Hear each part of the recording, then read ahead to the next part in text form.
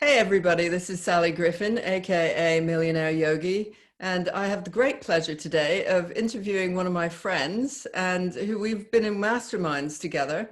And I remember the moment when she actually wanted to become a dating coach. And so I'm going to let you introduce yourself, Kate.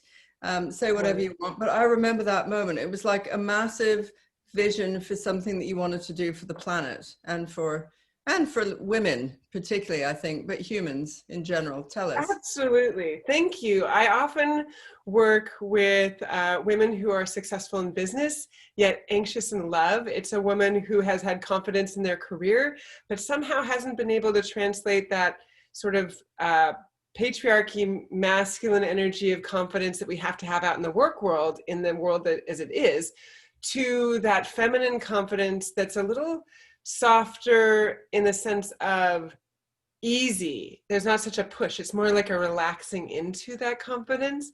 And so they look to me to help get the tools to shift to that because they just didn't have experience with it. They probably didn't have a mom or another female figure who really showed that. For me, my mom she kind of denied her femininity. And I know enough of her backstory and family and DNA history from our family to understand now where that came from. But I didn't learn makeup and hair from my mom. So there are people, this may be you, that you didn't have that positive role model to help you. And definitely we did not have the education from somebody experienced in a healthy relationship of love and dating. So here we come in to the world with an incomplete toolkit at best, often with what friends or something worked we thought. And that's what we bring in from maybe our high school days, even into our 40s and 50s and 60s. And so here we are trying to date with the same tools.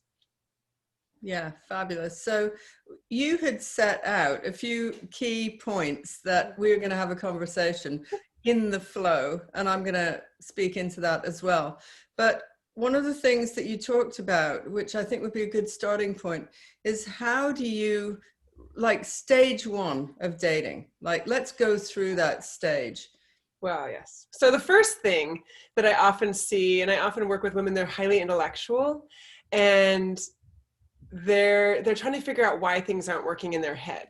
And usually, because this was me, so I'm right there with the women that I've worked with, where I've worked through these things for myself, is getting back connected to my heart, to my body, and to my feelings. Because along the way, when I got hurt, my own roller coaster relationships, the clients I work with, we created these protections, these barriers to our heart. And oftentimes our intellect is part of that protection, right? We try to make sense. So one of the things that I often recommend we do is look at how are we approaching dating? Is it from a state of conclusion / criticism? It can be either, or a state of curiosity. Now, when we're in a state of conclusion, there is a right and a wrong. There is a constriction. And definitely with a state of criticism, we're looking for reasons to not like somebody, to check off the box. Well, there's another, to prove something, a limiting belief or other belief that we have, that there aren't enough good men out there, they're all taken, whatever the stories we tell ourselves, versus the state of curiosity, which is, what do I like about this guy? Even if he's not a match or there isn't alignment, there's something that you drew to each other energetically to be in the room right now with him or on the phone or in a chat.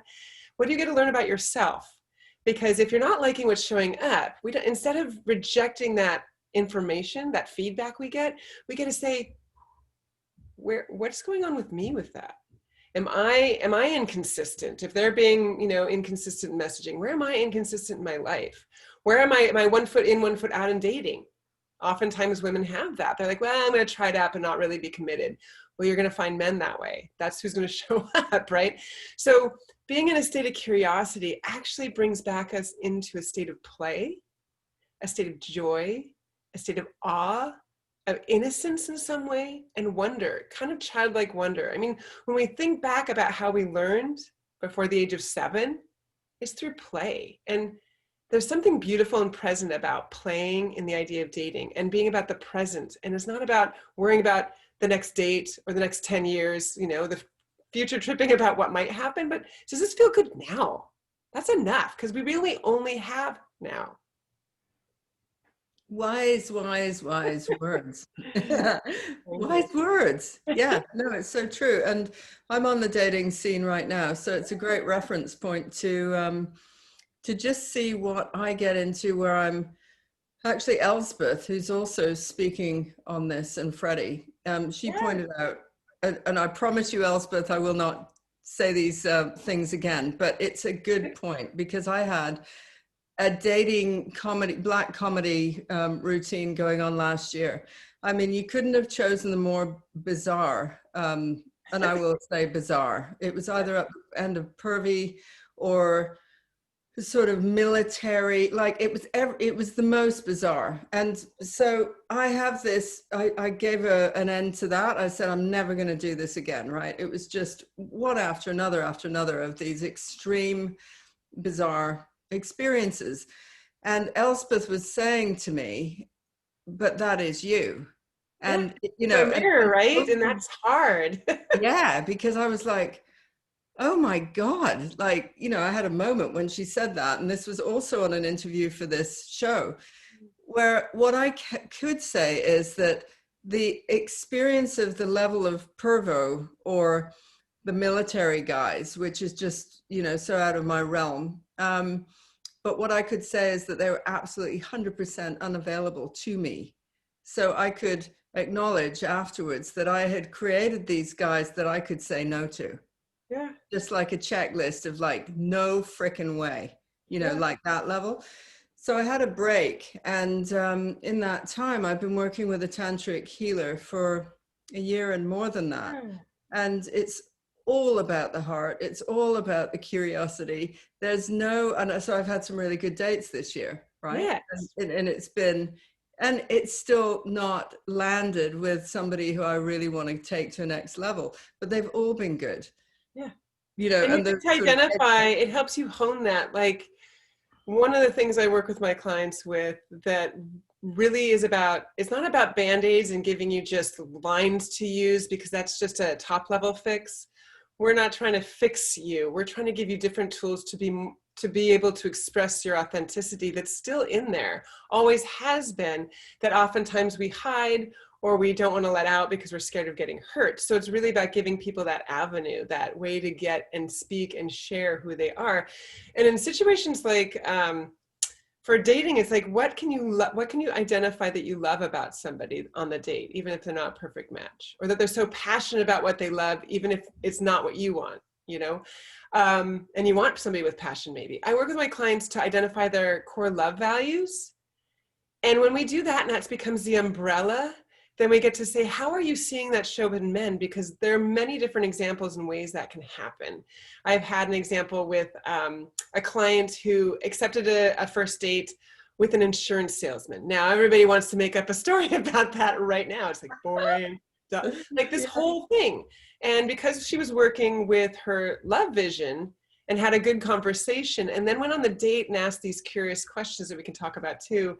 Those first dates take the pressure off you and lets you learn a lot about a partner, a man, the date in front of you, that she got to listen differently. And when he was telling his story about, excuse me, being an insurance salesman, she heard him say, yes, I got married right out of college, we had a kid, and I decided I want to provide for my family, I wanted to provide stability. Who doesn't want to hear that? One. Two, he says, as I got older, I worked from home, therefore I could be the little league coach. He was an involved parent. If you have kids, bingo, check that off. That's awesome.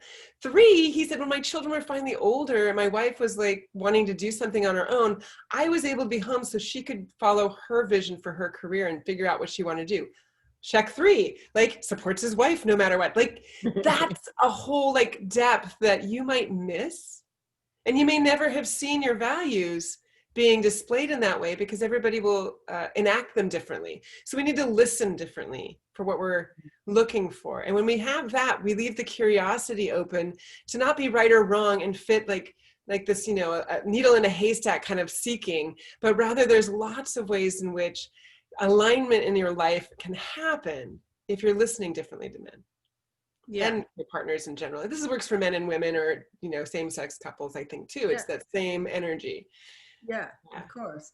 And You know, another thing that you wrote about when you're writing to me to talk about this conversation that we're going to have, my interest was piqued around this idea of wounded birds coming into the dating scene. I could totally relate. I'm sure I'm sure we've all been deeply wounded.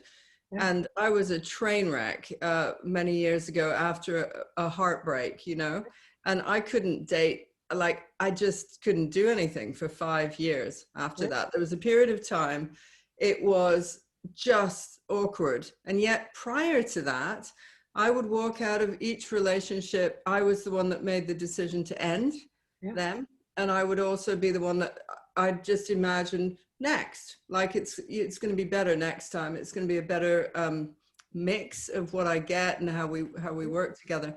But once the heartbreak happened, I felt like I was scrambling all over the place.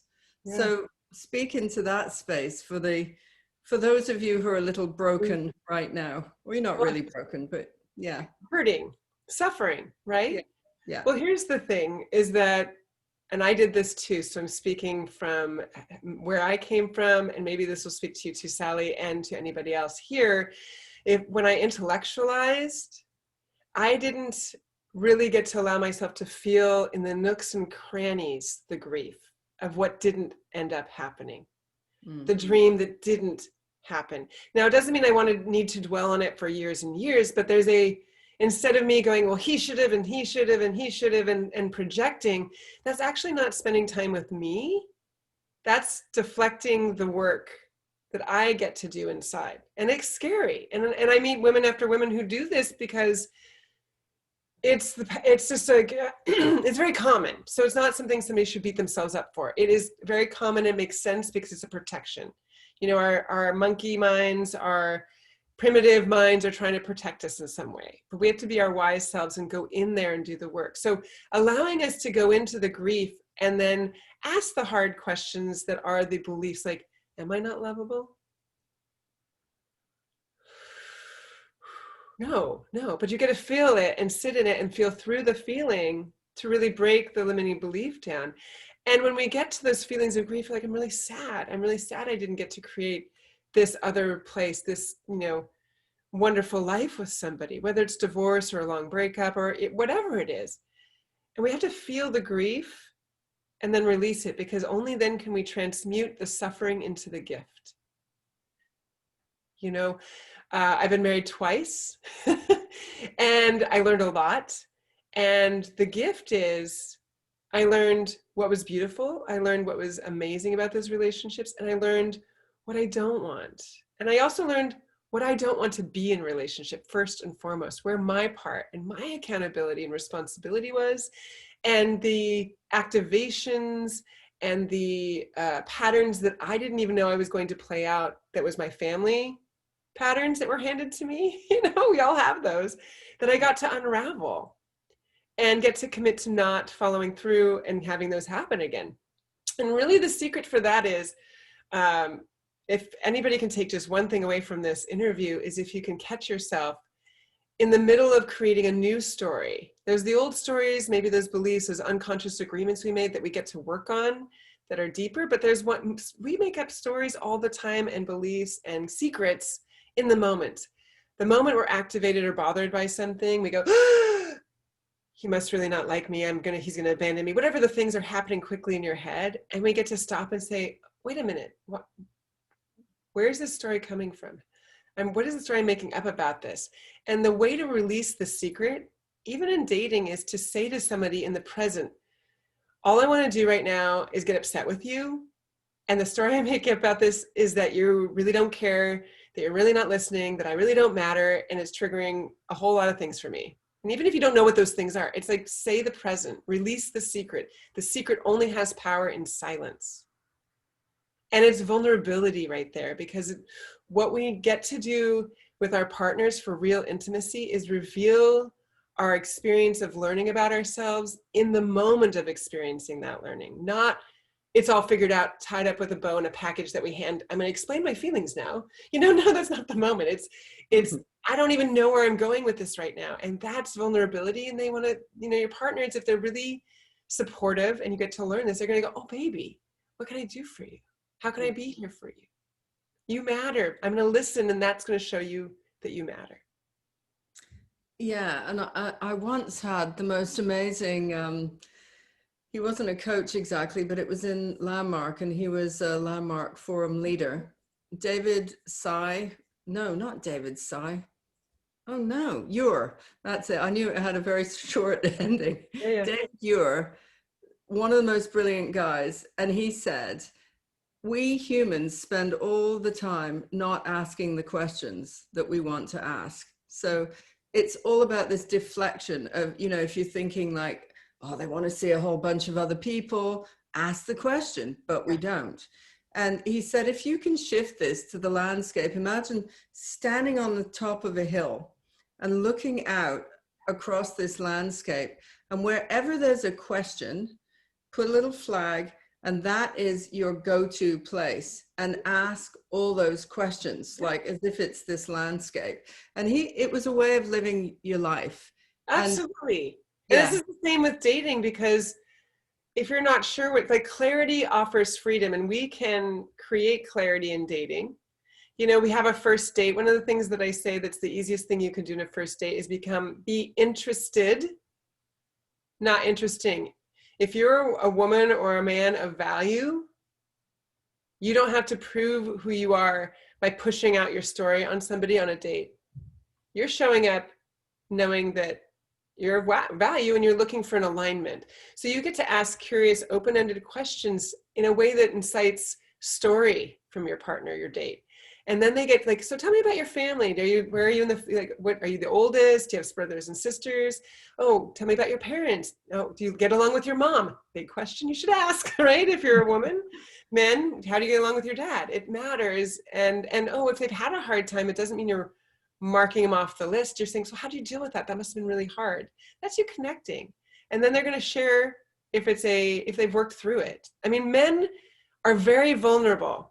If we are listening, they will tell you anything, literally, if you're open to asking those questions and truly listening without the fear of what that means, in that curiosity. And they'll say, yeah, you know, my mom was distant, blah, blah, but this is what I did. This is how I worked through it. And, you know, I've seen therapy, whatever it is they need to share that's illustrating they're in a growth mentality, right? And that's what you want to hear. That's what you want to hear. And they're going to tell you stories like, what's one of your favorite family stories to tell that you remember? And that's going to tell you a lot. And then the man's going to leave that date not feeling like it's a job interview where you were just question, but really like, wow, that was an experience. That was a conversation. I felt good with her.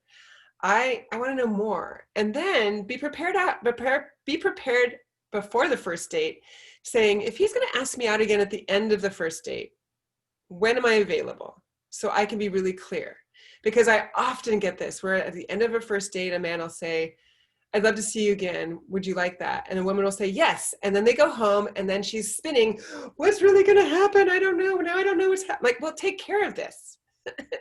If he's inviting you, you get to say, oh, I would love that. And I'm available, let's see, Tuesday or Friday at blah, blah, blah times. What do you think? And if a man actually meant it, he'll start working out a system of a time and like, let's look at our calendars. If he was just being polite, he'll say, oh, you know, actually, he's going to have to be honest. And then you leave the date with clarity either way. Yeah. Clarity is freedom and joy. And that's what I offer my clients, is to give them these little tools so that you are not leading with masculine energy, but guiding and inspiring a connection and getting clarity where you need it. And men are willing to do that. They just don't always know either. Men didn't get the tool belt and toolbox for dating either, right? And we don't want somebody so suave, so knows how to date, because that little too smooth might not actually be the deep-hearted ones, right? Yeah. You know? Yeah. So we have to know that we're all just trying to communicate here, and it's amazing we even can speak to each other, because our language can be so messed up and messy, and we just have to give space for that, right? So in this era of the new earth emerging, and I know that you understand that completely, some of the viewers may not, but let me give a little preface on that. So we've had at least 2,000 years of an astrology cycle, and another. I've got cat hair stuck to me. There was a cat sitting here. Sorry, We love our viewers. pets. They're great. Love our cats, and they just leave a trail of fur around me. I'm just like Yeah. pulling bits off. That's what it's about. But anyway, this period of at least 2,000 years was an astrological event.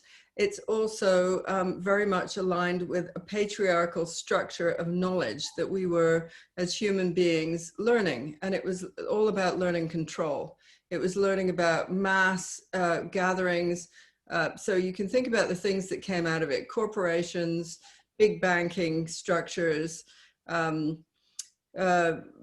religions, which are very much about you do this, and with angry gods associated with it. So if you don't do that, you get struck off the list, or, in certain periods of time, certainly in the witch hunt period.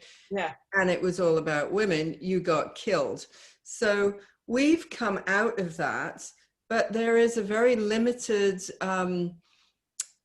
experience now of what a benevolent masculine, a different form could be. And we don't have many role models for that. So New Earth, which is describing, again, another kind of astrological period that we're entering into, just at the beginning of it, the Aquarian Age, which is all about divine feminine values, actually in some ways leading the way, and divine masculine walking hand in hand with her.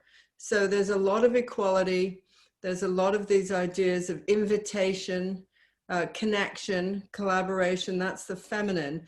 And the masculine would be much more like guardianship and movement, like guardianship and movement, but not like you got to get to the top or dominate, which is what we've had. So we right now are having a difficult time birthing into a new era. You will always have the birthing pains. And we are seeing that right now. I mean, Oh, yes. Oh, yeah. So we're seeing it on every level, environmental disaster, restructuring of banking systems, COVID, blah, blah, blah, all of this stuff. And right now, but there's like a golden age starting to spring out of this. And I can see some of these couples who are some of the most amazing examples of, great friends of mine. Many are mixed race couples. That's a big thing that, my mum said when she used to live in England, you just wouldn't see any mixed race. She went out with a black guy when she was, God knows when. And that was really, it was really unusual at that time. There was all this, everybody stayed in their own kind of sector. Now, when I walk down the street in London, it's a major thing that I'm seeing. That's my reality now. I know I live in London, but it's also backed up by all the ads, who are the representations of like the great life. It's often mixed race couples. And there's a lot of, obviously, lesbian, gay being elevated as well. And we're starting to see different role models. Yeah. Well, it's a level, it's about tolerance for the different. And it's really, there's the systematic racism and white supremacy that we get, and we're starting to really all see as a collective that's really important. And also to look at that through dating lens, like, are you stopping from dating somebody from a certain background, ethnicity, religion, or wherever, age even, because of a story of somebody else's story? Like, whose story are you living? Is it a parent's story? Is it a family story? Is it really what you want? And when we break down those systems and we show up, that you may be missing out on your exact like perfect match because you just, ignore or don't swipe or whatever it is, the way you're dating the people that may exactly be who's right for you. So it's like, I feel it's about what the feeling is. Yeah. What you're like, are you feeling the solar plexus, this energy right here, like this glow of sun? That's a good connector energy. And how how you feel with somebody is going to be giving you a lot of information about who they are and how you'll feel with them daily, because that's what matters, right? And I think when you talked about too, this old way that's shifting is we're really getting a chance to lift off the masks, right? The women and the men, to lift off the masks and illustrate vulnerability and bravery in vulnerability, and identifying intimacy in a different way, where it's about the present feelings and connections and humanity of being imperfect and messy, and that's the glorious thing to celebrate and witness in each other, right? That we're the mirrors witnessing each other's growth. And that's like what a real partnership is, when you really get into like wanting to be in long-term partnership with someone. It's how are you there to reflect with them who they are, and are they able to sit in their power to see the shadow reflected back that they're feeling and do the work on it, or do the love on that. Really, I like this, do the love. I don't think there's really work with shadow, it's the love. Yeah. Yeah, exactly. So it's a powerful period to be dating. And Yeah. I think a lot of the people who are coming into this arena will, because Daryl himself, who's running this, is an older man. Daryl, you're very sexy and cute. But he would be described as an older man, and very interesting that he felt the calling to do something like this. It's not like a young, funky, techie guy who's trying to, produce some result. And therefore his experience is very different. And his languaging about the real and authentic dating, that you can go out into the world, even with COVID, and meet real relationships. Yeah. And I definitely want to break one limiting belief, or sort of the belief in dating right now, that it's the worst time ever to date, because I got to say, proof is there. Every single one of my clients who was single March 1st is in a committed relationship right now. Wow. And it wasn't sped up because of COVID. There was more intention and more thoughtfulness and more commitment to working through some struggles where maybe before they would throw somebody aside. But you're always going to have struggle, in the sense of some conflict. It's how we handle it and how we feel about it and how we own and how we show up in vulnerability that needs to change. Because we're going to have differing opinions with a partner about a number of things, sometimes the silliest of things, dishes in the sink, whatever, like, does it actually matter? And what's the story we're making up about it? When we're really upset about something like that, it's not that it's like the assigned story is they don't care about me. No. Where did you first hear that story? When did you first believe that about yourself? And you're allowing yourself to believe it's replicating, versus he just doesn't really care about dishes. But maybe he cares about always taking care of the car, and you hate doing car work. Like, great. But then, like, we forget when the joy is there, we forget there's balance with some things they don't care about. And that's not caring about you. It's they just don't care about that. Leave it out there. And then decide, I just want to just do the dishes the way I want to. I don't have to argue with somebody about how to do dishes. That's awesome. Think about the gift in that, right? It's like, well, I mean, it's how we spin it. It's every situation, every event is neutral except for how we look and story lay over it. Yeah. We get to control that by making choices of, is this going to cement a belief that actually doesn't make us feel expansive, or what's another way to look at this? The freedoms and empowered? Or are we going to look at it as a way of depleting ourselves, as giving ourselves that victimhood label, which is in the moment? Because the payoff is then we don't have to do work, or there's some other thing over here. There's a reason we want to believe that. Safer. I don't have to risk my heart, whatever it might be. If it was the dishes, ladies or gentlemen, I would say get a cleaner. Yeah, you can find an answer for it. You know what I mean? It's like, don't give up on love for the dishes. Yeah, really. Like I hate doing yard work. Like, I mean, I'll do it with somebody, but I will never initiate it. It's not my thing. If I'm in partnership and they say, let's go do it, I'll make sure, and then I won't be grumpy out there, but I'm never going to initiate that. Yeah. I have a landscaper because I don't like doing yard work. So like, let go of the shoulds and find what works and what feels good for you, and find other ways of connecting and being present together, and letting go of those things, are the things, the crap that doesn't matter, right? The little things. Where is somebody really showing up for you? Say about the older dating crew as well. Well, I think actually there's a lot of this similarity, that the same types of tools that are missing for anybody in their 30s or 40s, 50s, 60s, and 70s. I had clients in their 70s who had been married for 50 years. Their husband had had cancer for 7 years, so she was very much the in control caretaker at the end, and was happy to do it. And she talked about the loving relationship they had, the beautiful children, but she never was, he was very practical. And she said, I'm really wanting somebody more romantic and lighthearted and playful. And we worked through the conversation of not feeling like she was betraying him for wanting that, a different type of thing that he didn't give her. It's like, this is not either or. You had beauty, and now you get to dream in a different way in this different part of your life, where you're not raising a family and business, and you're getting to play now again. You know, I think it's the best time ever when you're older to return to that childlike wonder and awe with all of the wisdom we have, and be in joy together, where the whole point of relationship is to play and delight with each other and be juicy with each other. Right? Yeah. It doesn't have to be like, you know, we're not doing the get married, have kids, have a family, run a business. I mean, that's like the old construct that you're saying too exists, like that we get to play in love and joy and with each other and with ourselves, right?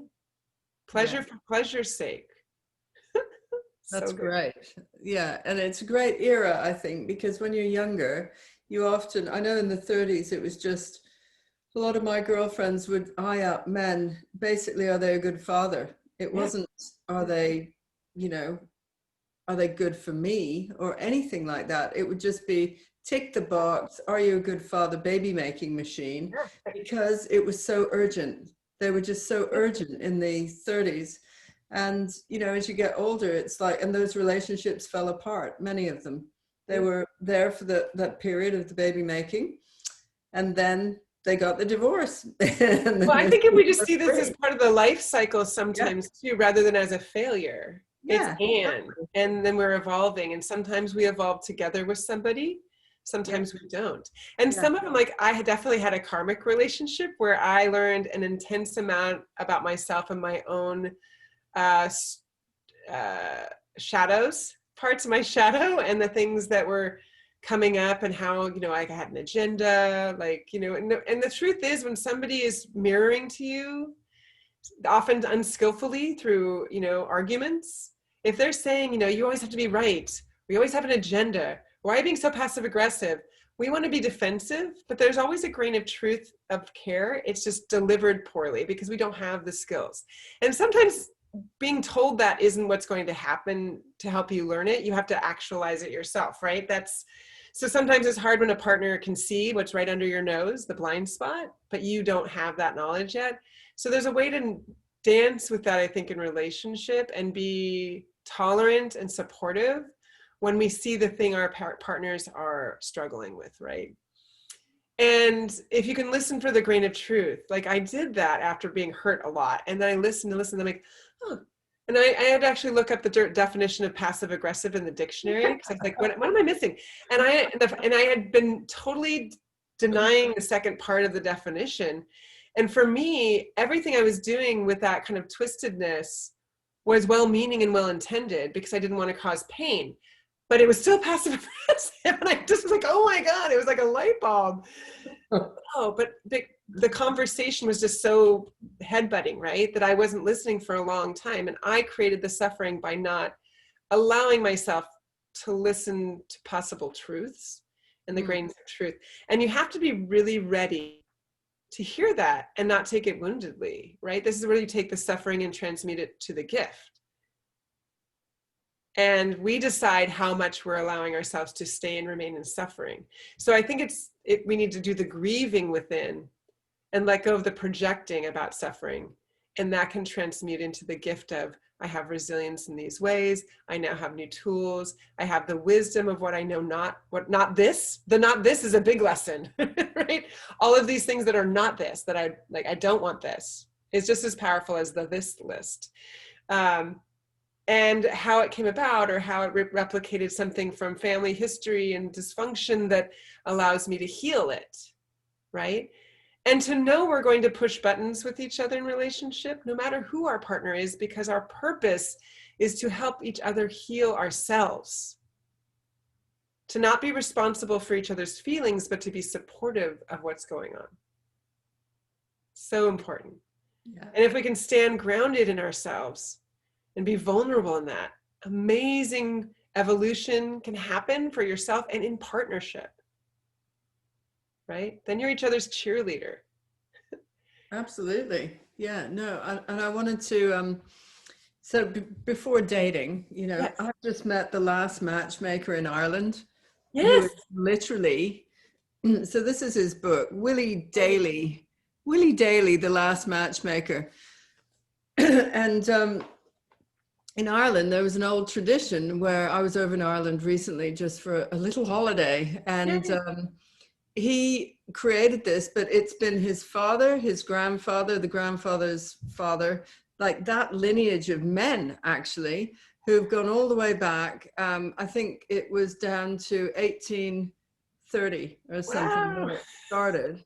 And how it came about was that at the end of the harvest, the landowners who would have all their people working the land, and that there would be a period of time when you've done the harvest, there's a space in the agricultural lore, and at that point it was time to celebrate, and it was also the best time to get your daughters hooked up. And that was in time for winter, right? When things are scarce, there's not a lot of resources. Totally makes sense. Yeah, so they came up with matchmaking. I do also think that he's got a bit of a magical charm. I mean, he was an extraordinary man. The depth of listening he has for people and their humanity and the kindness and all of those other things that make a great matchmaker, really back in the old style. But I held his book because he said, and this is the book that it's got all these arranged marriages in. And he's been responsible for, I think, at least 300 in his lifetime of successful marriages. He said, so hold the book and, kind of vibrate with its energy. And it really definitely had an energy. It was all the way back from, 160 years or something. Well, it's DNA, right? Our ancestral DNA that's coming through. We get the joys of that DNA, the resilience, the hardworking, the committed. Yeah. We survived. Like, let's just have we survived, because how many lineages didn't? Yeah. And here we are now. And we get to then do the work to transmute and change alchemically our DNA. Like, we can do that. I have felt that in my own life when we change. Maybe some of you, haven't put this language to it, but after my first divorce, I literally shifted to where I never used to like the taste of red wine, and I couldn't handle any spicy foods prior. So I was about 30, 38. And then after that, I could eat the hottest of everything. And I loved it. So I alchemically changed. Yeah. And if you've noticed something in your life, just celebrate that. That means you've literally changed evolutionarily your chemistry. Yes. And you're evolving the DNA and your essence. So if you've ever had something like, why did that happen? That's why you've changed your alchemy. Interesting. Very interesting. You can even think of that after something, there was a switch, like suddenly I loved doing this, or there's a real big shift for something. Doesn't have to be food. I just think taste is one of those things that's easy to notice. Well, I relate to that because I think about, it must be 8 years now. I have stopped drinking alcohol, not because I was an alcoholic or going to Alcoholics Anonymous or anything. It was literally, it was a ceremony, shamanic ceremony, medicina. I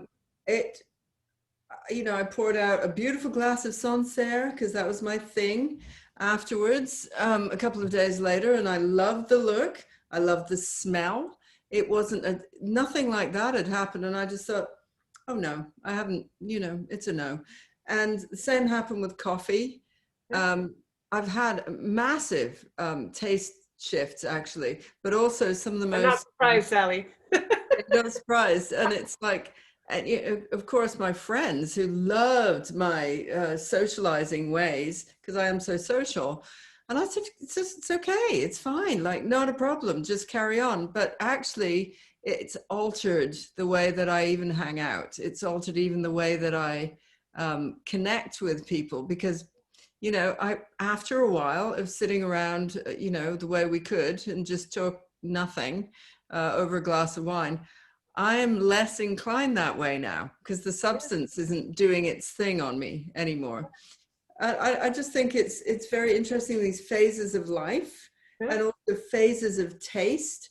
And I'll brazenly say this. So when I was young, I would never find men who were younger. I wasn't into the toy boy thing or anything like that. Once I hit 50, young men suddenly interested.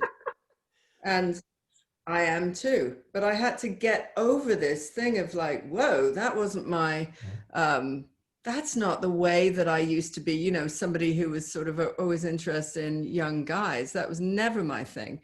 But right now, because of the way I'm energetically, I would say, put together, young guys are a real fit for me, you know. I love that you're talking about this, because so many women feel like there's a label, and that there's the shame label, like cougar and all these other things, when it's, again, it's the systematic patriarchy. Well, men have never had a problem dating 25 years younger, or that's like they're high-fived for that. Like, That's right. so it's really about intention and agreements. You know, sometimes it's lighthearted and just, it's not a heavy relationship, whatever age it is. Sometimes it's the deep spiritual connection relationship. Sometimes it's all of it. So you're allowed to experiment with dating and have dating experiences, like as an experiment of what do you like. You know, as we get older, I think permission for pleasure is key. Like, maybe you've never had a one night stand and you question, like, where are my fears? Where's my shame that I put on myself about that? If you have agreeances, if you agree and consent, two people, just see what you think. If you don't think it'll ever be a right fit for you, great, don't do it. But play around with that. You're allowed to say, I don't know what this would feel like. I mean, I did that after my divorce. I'd been with him for 15 years, had kids, the whole thing, my late 30s. I didn't know. And so I remember walking away from a one night stand going, well, physically it was good, but you know, I miss that, that warm, I miss that, I want that. So it wasn't a judgment or a criticism on myself, but a clarity moment. Yeah. So I knew what I would want or not. And like, what is it I want? And you know, and if I allow myself, if I was like, well, if I just want to go for that, where am I not trusting my vulnerability? Where's the story of not getting the whole enchilada, the big dream, right? You know, so then I get to do that work of like feeling the old story of like, am I just feeling like I'm too much? My personality is too big, whatever. And how to shift that, you know, so that I can show up differently. So you get to play and learn and discover in childlike wonder and delight. Yeah. Innocence. I will A one-night stand can be purely innocent and beautiful. It's not like salacious and whatever you want to label it. It can be this beautiful thing. Yeah, I also want to give everybody these kind of interesting statistics, because when I was discussing this piece with my tantric healer, who is French, and she is also, you know, French, Yes. and she said, I want to give you some statistics here. She said, you know, what do you think is the proportion of, like, we believe that it's older men with significantly younger women are a kind of norm? And I said, oh yeah, I'm sure that's true. And she gave me the statistics. It's only in America, because they aren't available worldwide, but you should look this up. It's something like 0.8% of the population of Americans have got an older man with at least a 20, you know, very significant age difference with a younger partner who's lasted, you know, a length of time. It's considered a relationship. It's not a one night stand. Women, on the other hand, it's 2.8%. So way higher for very successful, these are very successful relationships. And it's more than double of the older woman, actually. Well, that makes sense to me. Yeah. Here's another secret. Women are hot. A little tidbit secret that I think it's when I actually feel like I know this now, because I'm experiencing it myself and my clients when they get there, is this is the secret. Men fall in love with women by how they treat themselves, not how they treat the man. Right. And Interesting. when we're older and we're like, have less F's to give a shit about, and we Yeah. are just so in our confidence because we know ourselves, men find that sexy. Like, men find women sexy when they're wearing lingerie because of how they're seeing the woman feel about themselves in it, not because of what they're waiting for the response from the man from. That's sexy, right? It's that essence. That's something that they can't even put there. It's a mystery to men. But that's what it is. It's the woman allowing themselves to feel pleasure, whatever it may be, eating ice cream, chocolate cake. I like food. So like, like when you delight in that, and they get to witness you. They are like, love that. But Yeah. you're not doing it for the man, you're doing it for you, and they get to witness it. So if you can take that away, I know most women that I've worked with think that I need to, I need to really like, it's about the man, right? It's like, it's how I treat the man, and he's going to fall in love with me. And that's where women lose themselves. They give up their hobbies, and then the men lose interest. It's because the woman isn't loving on herself and letting him see that, whatever it may be. When you delight in getting a pedicure and just are giddy dancing around, or you get flowers and you do the happy dance, like, men want to see your delight, and they love providing things that give you that delight so they can see that, because they need it. They don't get to tap into that. And when they see that in women, they're allowed to be in that beautiful, wise, childlike wonder too. I don't mean the wounded child, but that boyish sweetness that they have hidden away too, because they've been told to. Yeah. And that vulnerability is a part of that new masculine, is to be able to be playful in that. And women are much more attached and connected into their playfulness. And it's the doorway to help their partners feel it's safe to do that too. Oh, it's so lovely speaking to you. It's so much So, fun. yeah, why don't you tell us a little bit about your free gift, because I we're would love coming to the to. end for all Yeah. the men and women who are watching this. Yes. So what I have is, I have decided, as we're going to go gangbusters for the end of 2020, this is a 5-part master course that I usually have for sale for several $100s that I've just decided to give away as a gift to help people really get over that hump and those first dates. It's called the Fearless and Free Dating Mindset Master Course. You will have 5 audios. They're not very long. They're 20, 30, 40 minutes each. Each has a worksheet, heart work, I call it, where you get to dive into your own stories with the work and actually transmute your experience so you can take the learning and apply it to dating and make dating easier, freer, more fun, more vibrant and delightful, and get over the frustrations with it. And it gives you these tips and tools to really help you get there.